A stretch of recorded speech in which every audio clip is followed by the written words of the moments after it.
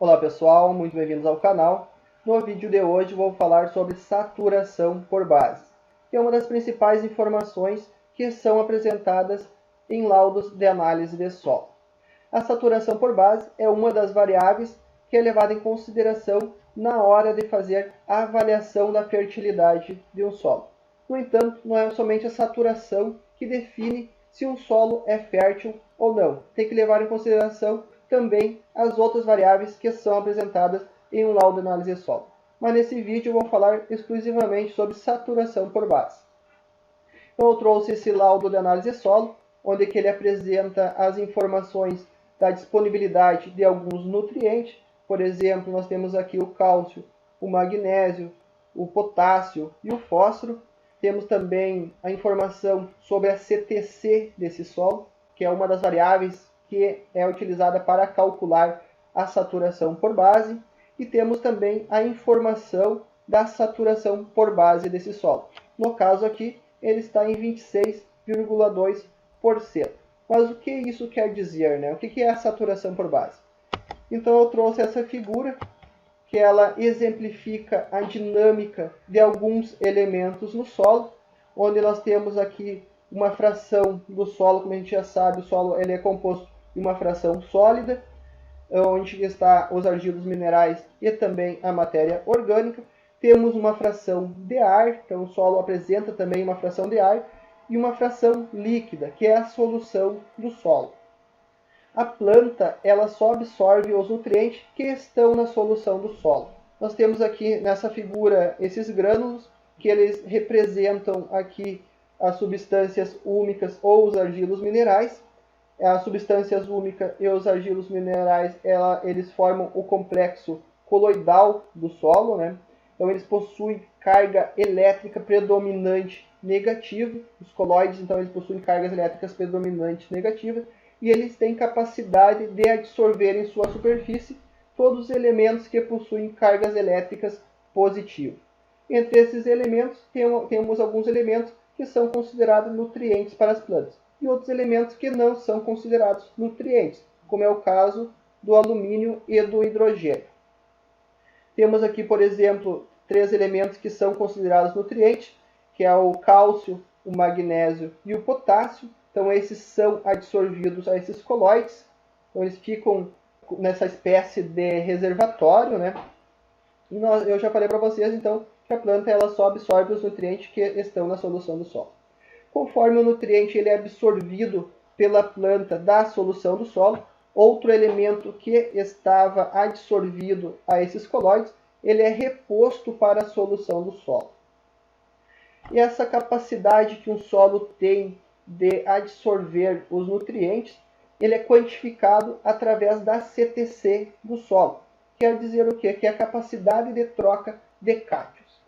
No laudo de análise de solo, essa informação ela já é apresentada de duas formas, a CTC total e a CTC efetiva.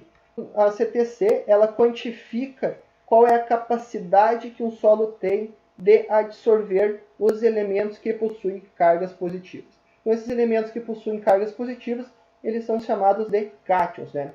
Que aqui está o alumínio, o hidrogênio, o potássio, o magnésio, e também o cálcio. Em alguns casos é levado em consideração também o sódio, né, que possui duas cargas elétricas positivas. Bom, mas o que quer dizer então a saturação por base, né? A saturação por base ela quantifica a relação dos nutrientes que são considerados benéficos às plantas, né? Que é o cálcio, o magnésio e o potássio, que estão adsorvidos aos coloides, em relação à capacidade total que esse coloide tem de absorver os elementos catiônicos, né? Vamos ver logo à frente agora. E quais são os elementos que são considerados básicos, né? A saturação por base. Quais são os elementos considerados básicos? No caso, é levado em consideração é o cálcio, o magnésio e o potássio, e em alguns casos o sódio. Nesse meu laudo de análise de solo, ele não apresenta a informação do sódio no solo, porque as quantidades elas são muito pequenas nesse tipo de solo. Então não é mensurado as cargas, né, a disponibilidade de sódio nesse solo. Mas se algum laudo de análise de solo apresentar a informação de sódio, esse elemento também ele deve ser considerado na saturação por base. Para calcular a saturação por base, nós devemos somar todos os elementos básicos, né? Então nós vamos somar a quantidade que nós temos nesse solo de cálcio, magnésio e potássio, né? Então essas três informações que apresenta nesse meu laudo de análise de solo. E devemos somar os valores que estão em centimols de cargas por decímetro cúbico. No laudo de análise de solo é apresentado também o potássio, na maior parte dos laudos, é colocado em miligramas por decímetro cúbico. Então nós devemos levar em consideração transformar esse valor para centimols de cargas por decímetro cúbico. No caso, nesse laudo de análise de solo, esse valor já é apresentado em centimol e também em miligramas.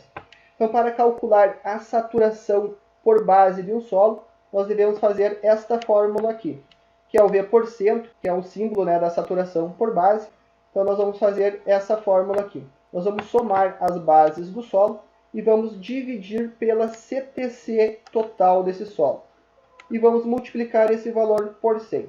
Então, o V%, nesse caso aqui, vai ser a soma das bases, que é igual a 1,6, que representa a quantidade de cálcio, mais 0,7, que é a quantidade de magnésio nesse solo, e mais 0,16, que é a quantidade de potássio nesse solo.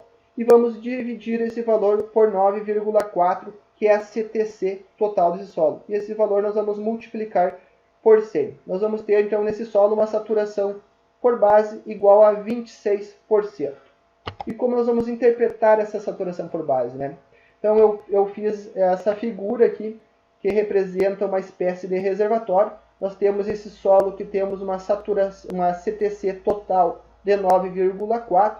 Então, essa é a capacidade total que esse solo tem de absorver os elementos catiônicos, então aqueles elementos que possuem cargas elétricas positivas, sendo que 26,2% está sendo ocupado pelos elementos que nós consideramos benéficos às plantas, né, que são os elementos básicos, que é o cálcio, o magnésio e também o potássio. O restante das cargas negativas desse solo está sendo ocupada por alumínio e hidrogênio. Então nós temos aqui esse solo que apresenta 76,8% ocupadas por alumínio e hidrogênio. Então nessa figura nós podemos entender, né, que quanto maior a quantidade dessas cargas negativas ocupadas pelos elementos básicos, nós vamos ter um solo com uma saturação por base maior. E o que é considerado um solo, uma saturação por base ideal, né, para um solo? Que o solo apresenta uma saturação por base entre 50% a 80%. Então, que a soma desses elementos em relação à capacidade total de um solo em absorver esses elementos catiônicos, né, com o cálcio, o magnésio e o potássio, né, seja em torno de 50% a 80% ocupado por esses elementos básicos.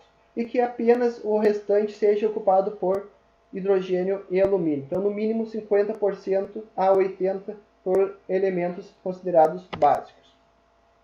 E aqui eu trago a recomendação de duas regiões, a recomendação de saturação por base para algumas culturas.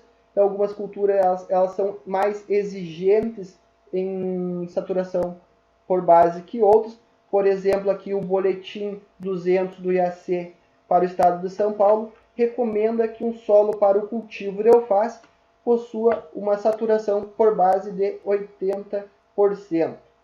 Já para a cultura do feijão, que a saturação por base esteja em 70%.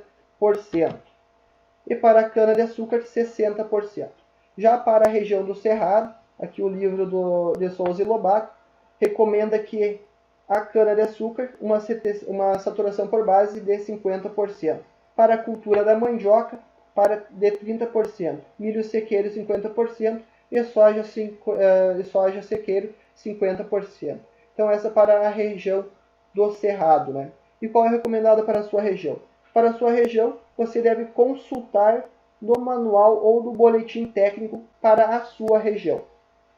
E como é feito para elevar a saturação por base do solo?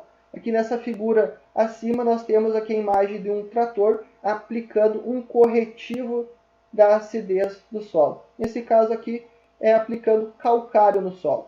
O calcário ele é fonte de cálcio e magnésio. Então, quando a gente está fazendo a calagem do solo, nós estamos elevando os teores de cálcio e magnésio. Automaticamente, nós vamos estar elevando a saturação por base de um solo.